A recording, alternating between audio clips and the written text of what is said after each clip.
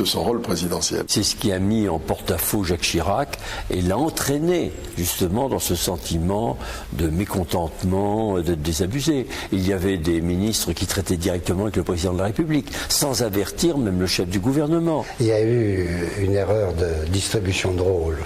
Valéry Giscard d'Estaing s'était trompé. Ce personnage ne devait pas être Jacques Chirac. Jacques Chirac ne pouvait que se rebeller. C'était pas possible de gouverner comme ça, avec en plus un ennemi intérieur. Le couple Juillet-Garot, déjà conseiller de Jacques Chirac lorsqu'il était ministre de Pompidou, s'est installé à Matignon et va faire voler en éclats le tandem Giscard-Chirac. Marie-France Garot sera le chef d'orchestre clandestin de cette partition. Juillet et Garot, qui étaient les principaux conseillers de Chirac, ont conseillé à Jacques Chirac la rupture avec Giscard et de tout foutre en l'air. Une attitude disant Giscard ne doit pas aller jusqu'au bout de son mandat, on le met de côté et on prend le pouvoir. Parce qu'ils avaient eu le pouvoir au temps de Pompidou et ils avaient un mal fou à accepter de ne plus l'avoir. C'est ça qu'il faut savoir.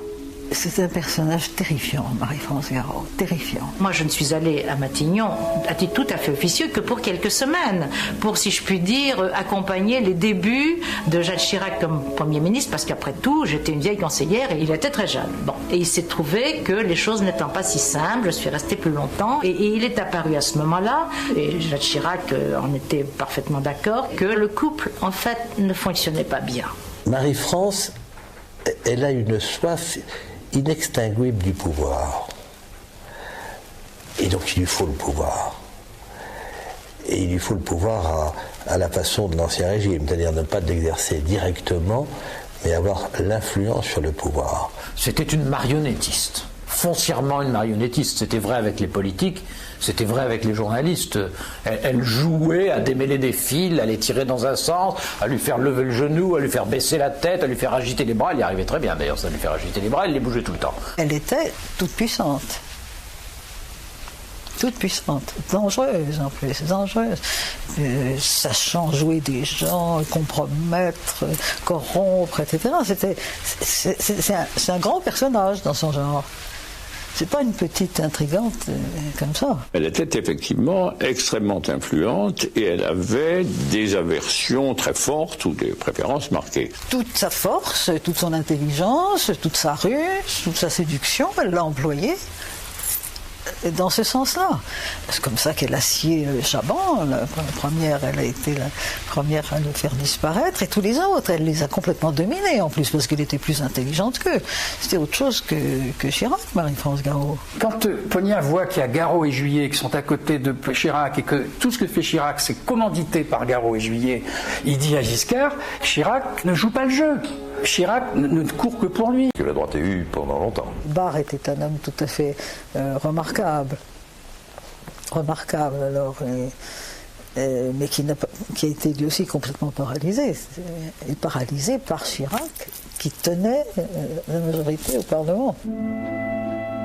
Jacques Chirac, qui en démissionnant avait dit à Valéry Giscard d'Estaing « Je ne gênerai pas votre action », vous n'entendrez plus parler de moi en politique, s'est lancé à la conquête du pouvoir. Une stratégie en plusieurs étapes. Donner d'abord un nouvel élan au mouvement gaulliste et faire d'un parti politique moribond, le RPR, le premier parti de France.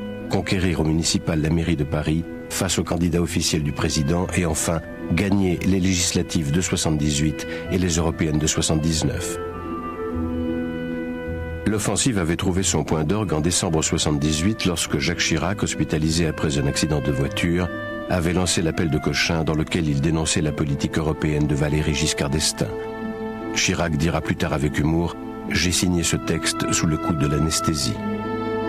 Ce texte était un texte rédigé, qui était d'un ton véhément et qui dénonçait la mainmise sur la France du parti de l'étranger qui était plus ou moins au pouvoir. C'était manifestement totalement inexact. C'est une affirmation, je dirais, quasiment calomnieuse. Les termes ont peut-être parfois été un peu rudes, mais ça n'est pas quelque chose qui, en soi, était choquant. Les termes étaient peut-être un peu vifs. Sur le fond, je ne suis pas hostile, mais la forme me paraissait vraiment un peu brutale. Le problème, Jacques Chirac, c'est que parfois une partie de son entourage joue un rôle trop important. Ça, c'est une parenthèse. C'est sans doute vrai, mais il n'était pas dans la capacité de parler. Il était entouré de 2 conseillers qui ont rédigé cette déclaration et la lui ont plus ou moins imposée. Je crois que la plume, c'était essentiellement Marie-France Garot qui avait fait le projet et qui avait dû le lui présenter à l'hôpital Cochin. Jacques Chirac connaissait ce texte, l'avait lu, revu, relu, participé à la rédaction, qui avait été une rédaction collective. Il y avait même un des participants, vous voyez comment on peut se tromper, toujours vivant, qui avait dit « il est pas mal ce texte, mais je pense que ça va faire plouf ».